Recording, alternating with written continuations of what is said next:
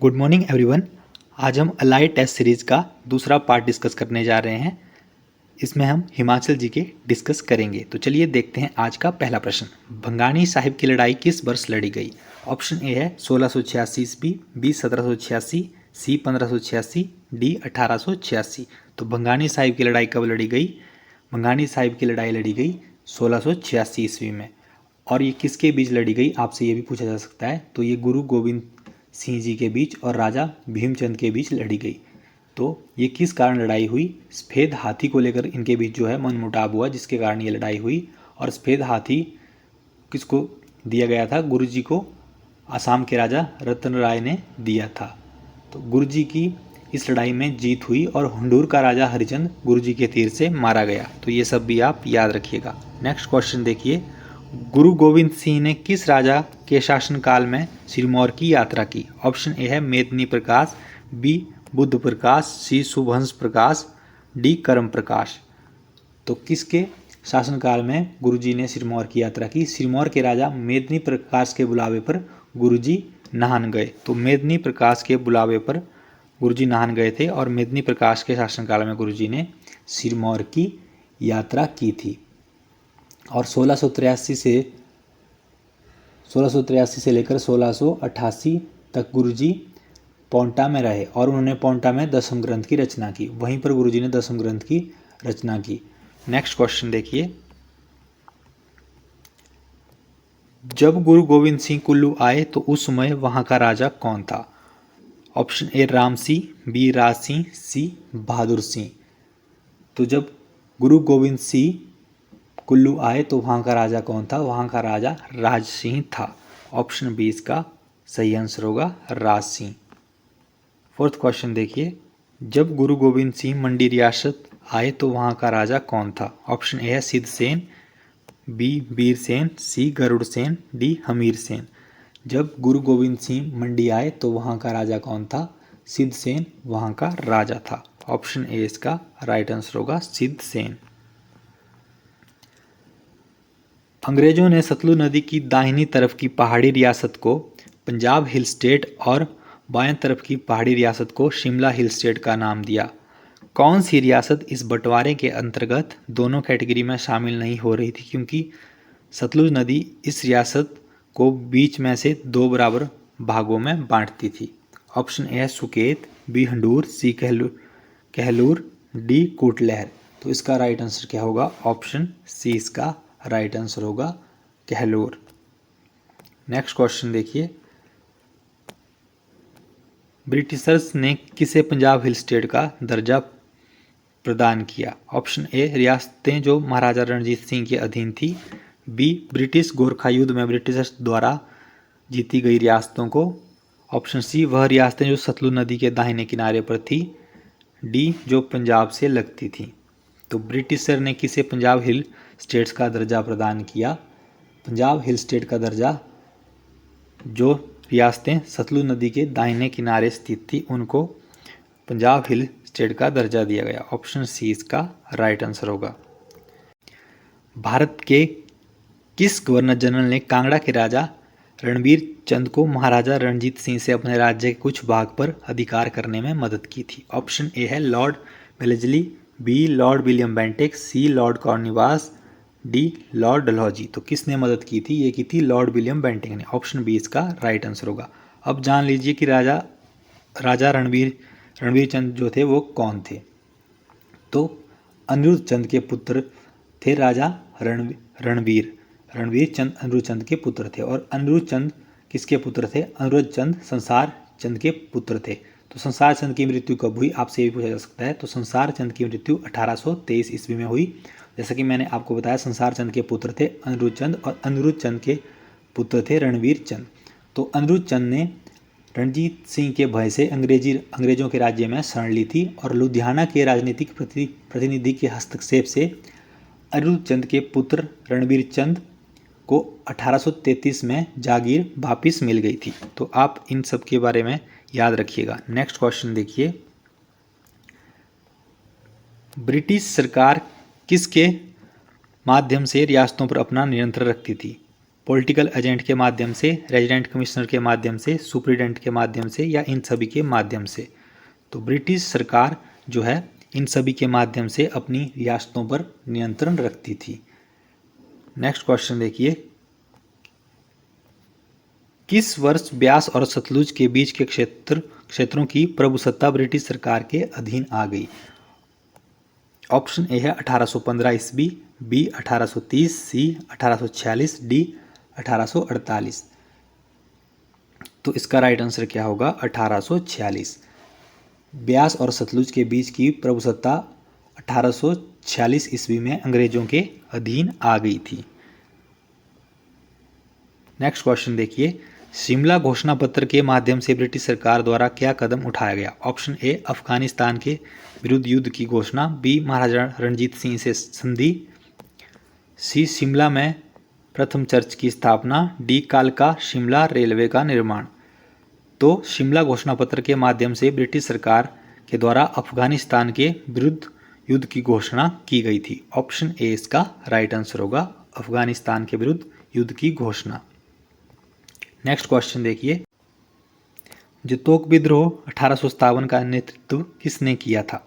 तो जतोक विद्रोह का नेतृत्व किसने किया था? ऑप्शन ए है महाराजा रणजीत सिंह, बी गुरु गोविंद सिंह, सी भीम सिंह, डी संसार चंद। तो भीम सिंह ने जतोक विद्रोह का नेतृत्व किया था। अब बात करते हैं 1857 का विद्रोह क्यों हुआ था। तो 1857 के विद्रोह के कई कारण थे, जैसे कि देसी सैनिकों से पक्षपात, चर्बी वाले कारतूस और अंग्रेजों का धार्मिक जीवन में हस्तक्षेप, यानी कि अंग्रेजों का भारतीयों के धार्मिक जीवन में हस्तक्षेप, मंदिरों में हस्तक्षेप करना, ये भी इसके सबसे बड़े कारण थे। साथ ही जो लॉर्ड डलहौजी की लैप्स की नीति थी वो भी इसका सबसे बड़ा कारण थी 1857 के विद्रोह की। अब बात करते हैं जतोक विद्रोह की।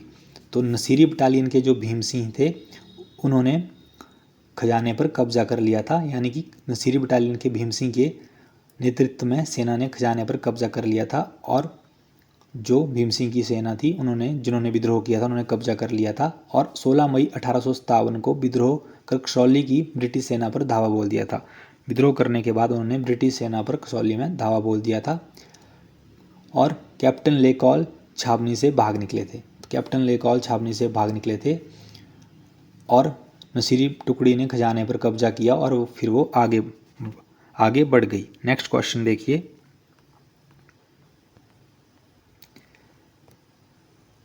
किस एकमात्र पहाड़ी शासक ने 1857 ईस्वी की क्रांति के दौरान ब्रिटिश सरकार को सैन्य वित्तीय सहायता नहीं दी? ऑप्शन ए है कहलूर का शासक, बी सिरमौर का शासक, डी सी बुशहर का शासक। तो इसका तो आप सबको पता ही है, क्वेश्चन काफ़ी बार पूछा जाता है। राजा शमशेर सिंह जो कि बुशहर रियासत के शासक थे, उन्होंने अंग्रेजों का साथ नहीं दिया था, और साथ ही साथ जो वो 15,000 वार्षिक नजराना अंग्रेजी सरकार को देते थे, यानी कि अंग्रेज सरकार को देते थे, वो उन्होंने देना बंद कर दिया था, और किसी भी प्रकार की वित्तीय मदद भी उन्होंने देना बंद कर दी थी। तो ये क्वेश्चन काफ़ी इंपॉर्टेंट है। नेक्स्ट क्वेश्चन देखिए, 1857 ईस्वी में शिमला का उपायुक्त बुशहर के खिलाफ कार्यवाही करना चाहता था, किंतु मुख्य आयुक्त ने उसे ऐसा करने से रोक दिया, क्योंकि बुशहर रियासत ने अंग्रेजों का साथ नहीं दिया था, जैसा कि मैंने आपको बताया। तो फिर उपायुक्त उसके खिलाफ कार्रवाई करना चाहता था, लेकिन मुख्य आयुक्त ने उसे रोक दिया। ऐसा क्यों किया गया? ऑप्शन ए है बुशहर का शासक अपनी सेना को नियंत्रित करने की स्थिति में नहीं था, या फिर शासक ने अपनी रियासत को व्यवस्थित करने के लिए कुछ समय मांगा, या फिर इस कदम से भारत तिब्बत सड़क निर्माण में बाधा आ सकती थी। ऑप्शन डी है, या फिर बुशहर शिमला हिल स्टेट परिसंघ का सदस्य था। तो इसका राइट आंसर होगा, इस कदम से भारत तिब्बत सड़क निर्माण में बाधा आ सकती थी, इसलिए बुशहर रियासत के खिलाफ अंग्रेजों ने कार्यवाही नहीं की। नेक्स्ट क्वेश्चन देखिए, 1857 की महान क्रांति के दौरान बुशहर राज्य का शासक कौन था जिसे ब्रिटिशों के विरुद्ध क्रांति में हिस्सा लिया? तो ब्रिटिशों के विरुद्ध क्रांति में किसने हिस्सा लिया था? राजा शमशेर सिंह, जैसा कि मैंने आपको बताया। बुशहर रियासत के राजा ने अंग्रेजों की सहायता बंद कर दी थी, और शिमला के डिप्टी कमिश्नर विलियम हे उनके ऊपर एक्शन लेना चाहते थे, लेकिन तिब्बत भारत सड़क निर्माण में बाधा आ सकती थी, इसलिए विलियम हे ने भी उन पर एक्शन नहीं लिया, जैसा कि मैंने आपको पहले बताया। तो इसका राइट आंसर क्या होगा? राजा शमशेर सिंह, बुशहर रियासत के। नेक्स्ट क्वेश्चन देखिए,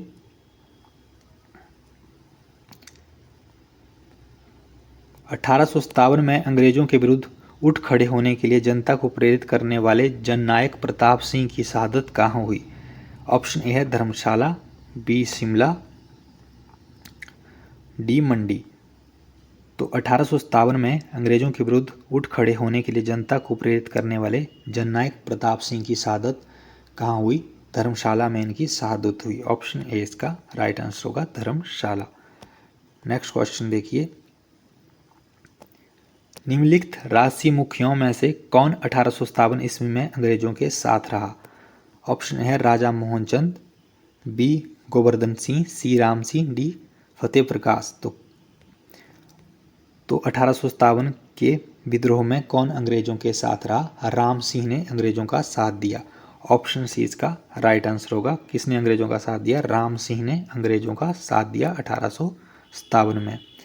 17th क्वेश्चन देखिए, कुल्लू के किस शासक को 1857 ईस्वी की क्रांति के समय राय की उपाधि दी गई?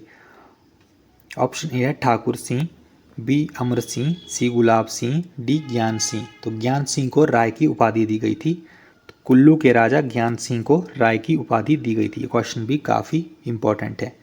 नेक्स्ट क्वेश्चन देखिए, सन 1848 ईस्वी में नूरपुर के वजीर और उसके बाद प्रमोद चंद एवं जसवंत तथा दत्तारपुर के राजाओं के विद्रोह को किसने दबाया? ऑप्शन ए है लॉरेंस, बी मिस्टर जैक्सन, सी मूरक्राफ्ट, डी विलियम्स। तो 1848 में नूरपुर के वजीर और उसके बाद प्रमोद चंद के विद्रोह को किसने दबाया? लॉरेंस ने इनके विद्रोह को दबाया। ऑप्शन ए इसका राइट आंसर होगा, लॉरेंस। नेक्स्ट क्वेश्चन देखिए, किन दो ठकुराइयों को 1896 ईस्वी में जुब्बर रियासत के अधीन कर दिया गया? रावीगढ़ या सांगरी को, रावीगढ़ और रतेश को, या फिर रावीगढ़ या खनेटी को, या रावीगढ़ या ढाडी को? तो रावीगढ़ और ढाडी को किसके अधीन कर दिया गया? ऑप्शन डी इसका राइट आंसर होगा, जुब्बर रियासत के अधीन कर दिया गया रावीगढ़ और ढाडी को। Option D. नेक्स्ट क्वेश्चन देखिए, किसने आज़ादी तक काले कपड़े पहनने की सौगंध ली थी? Option A Baba Kanshiram, B Bhagmal Sautha, C Pandit Padma Dev, D Pandit Gendamal. तो बाबा कांसीराम ने आज़ादी तक काले कपड़े पहनने की सौगंध ली थी। ऑप्शन ए इसका राइट आंसर होगा। आगे चलते हैं, कुछ वन लाइनर क्वेश्चन कर लेते हैं। एमसीक्यू हमारे खत्म हो गए, कुछ वन लाइनर क्वेश्चन कर लेते हैं, ये भी काफ़ी इंपॉर्टेंट है। सिरमौर रियासत प्रजामंडल की स्थापना कब हुई? तो 1934 में सिरमौर रियासत प्रजामंडल की स्थापना हुई। जुलाई 1939 को किसने धामी रियासत प्रजामंडल की स्थापना की? तो धामी रियासत प्रजामंडल की स्थापना भागमल सौठा ने की थी जुलाई 1939 को। जुलाई 1939 को किस प्रजामंडल के नेता ने धामी की ओर कूच का नेतृत्व किया, जिसमें अंततः गोली चली, जिसमें 2 लोग मारे गए? ये धामी की बात है और किसने किया? भागमल सौठा ने इसका नेतृत्व किया। मार्च 8 से 10 1946 को मंडी रियासत के मंडी शहर में जो प्रजामंडल सम्मेलन हुआ उसकी अध्यक्षता किसने की? तो स्वामी पूर्णानंद ने मंडी में जो प्रजामंडल सम्मेलन हुआ था उसकी अध्यक्षता की थी। मुल्तान जेल से रिहा होने के बाद किस राष्ट्रवादी नेता ने 1938 में सिरमौर जिले की पछाद तहसील में प्रजामंडल कमेटी का गठन किया? तो चौधरी शेरजंग ने प्रजामंडल कमेटी का गठन किया था जब वो मुल्तान जेल से रिहा हुए थे उसके बाद। तो ये आज का हमारा लास्ट क्वेश्चन था। अगर वीडियो अच्छी लगी तो वीडियो को लाइक ज़रूर करें और चैनल को सब्सक्राइब करना ना भूलें। और अगर आपको वीडियो अच्छी लग रही है तो ऐसी वीडियो आगे आती रहेगी अगर आपका रिस्पांस अगर अच्छा रहा। तो आज के लिए इतना ही, धन्यवाद।